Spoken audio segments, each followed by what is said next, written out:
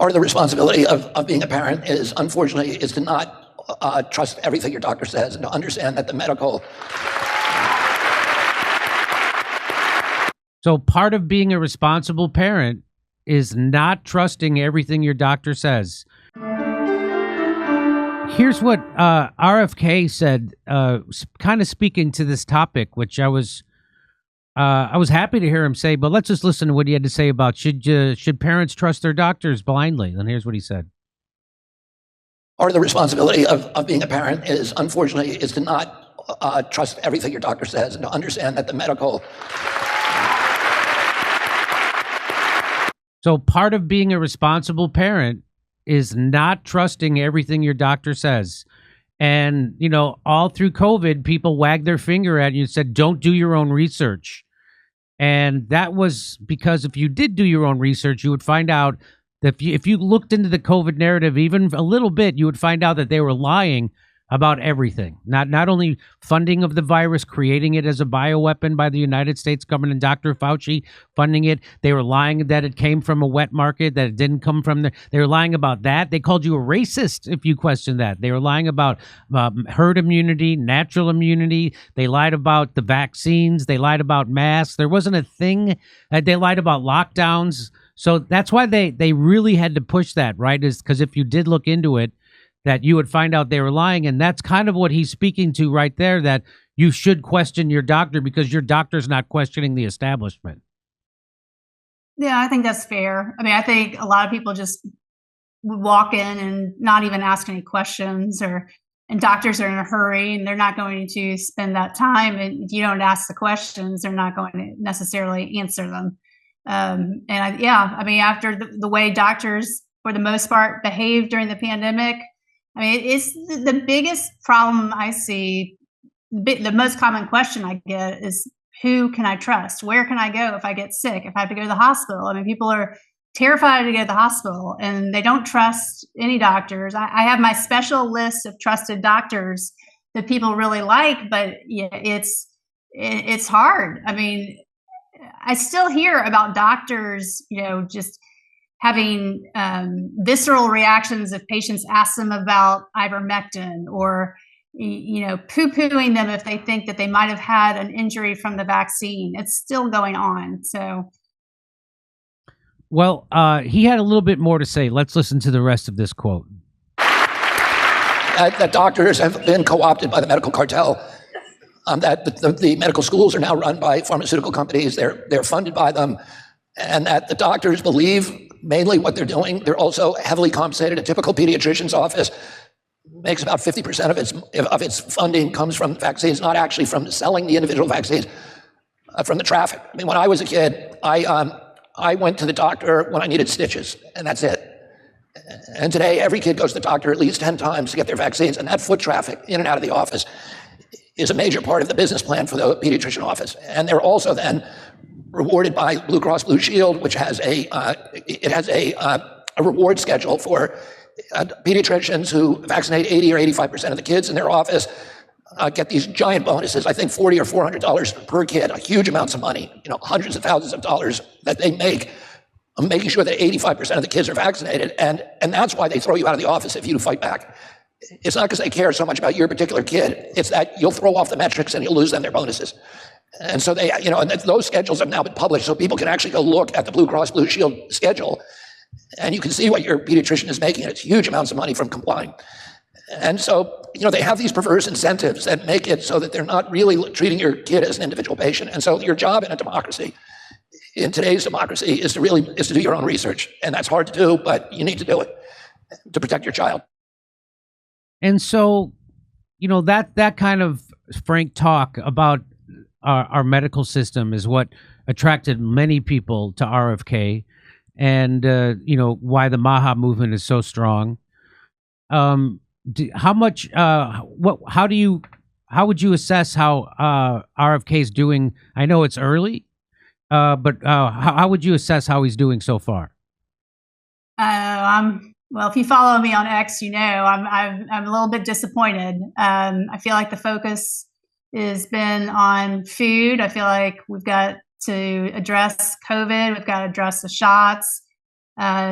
it's not what I was expecting. I mean, I haven't lost complete faith in him at all, but I'm continuing to press for. I mean, I continue to see the injured in my office every day. I only worked half day today, and I saw 2 injured patients last week. On Friday, I saw 4.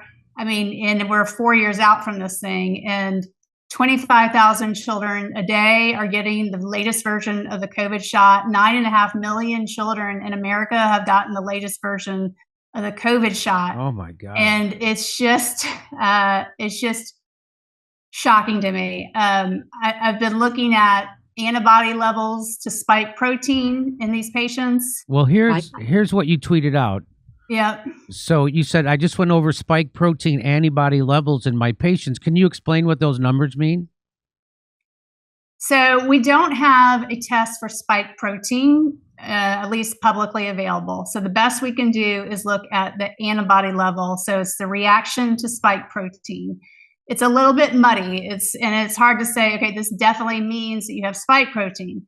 But what you can see is, and this is a small number of patients, and I'm not saying that this is, anything is other than preliminary.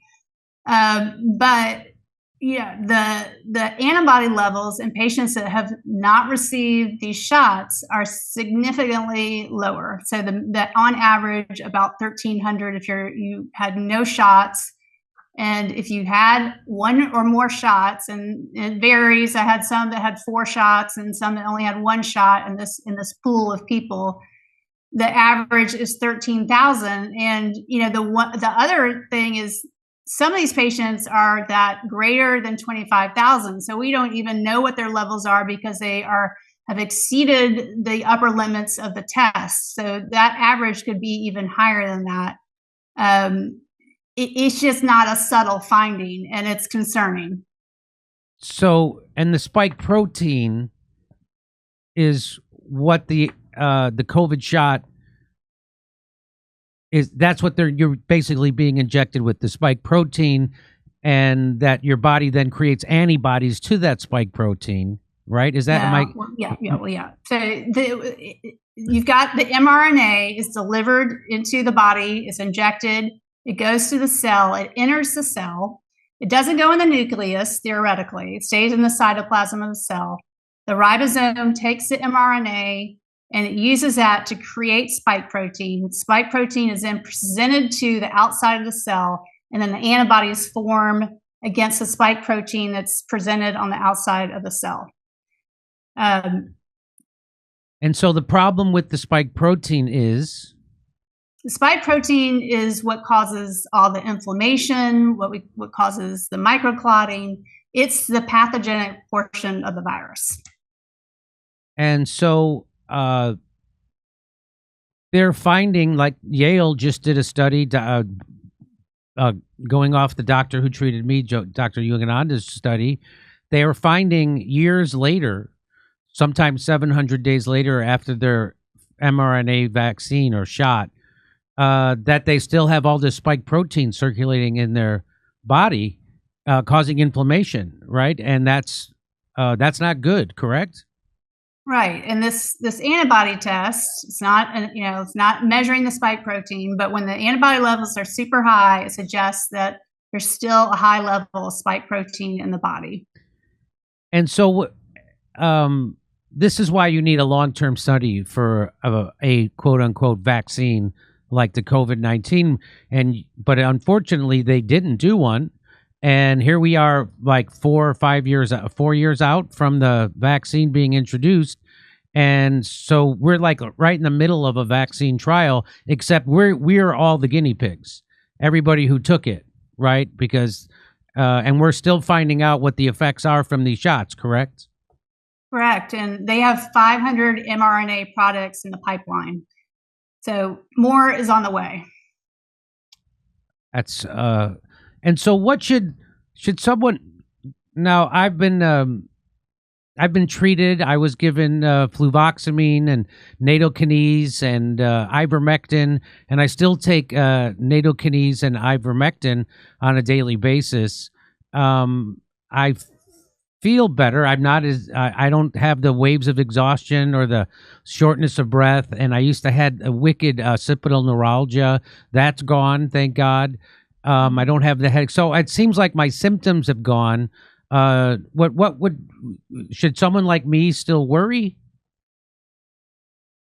No, I mean, I am seeing improvement with treatments, and I basically start with ivermectin and nattokinase, and most people do. I mean, it's not immediate, but people over time do tend to feel better. So, in terms of long term, should you worry? Hopefully not. I mean, but we don't have this. We don't have the studies. I mean, but what I'm seeing is gradually people are getting better. So, okay, well, that's good news. And it's great. I'm super thankful that there's people out there actually treating people who've been injured instead of denying that it's happening. Come see us live in Los Angeles, Buffalo, Toledo, Montreal, Ottawa, Glasgow, Manchester, Belfast, Dublin, London, Liverpool, Birmingham. Go to jimmydore.com for a link for tickets. Hey, everybody, check out this interview I recently did that takes a dive into mRNA and the shocking rise in autism among kids. Experts are finally connecting the dots we've known to be true for years. Tap the video link right here to watch now.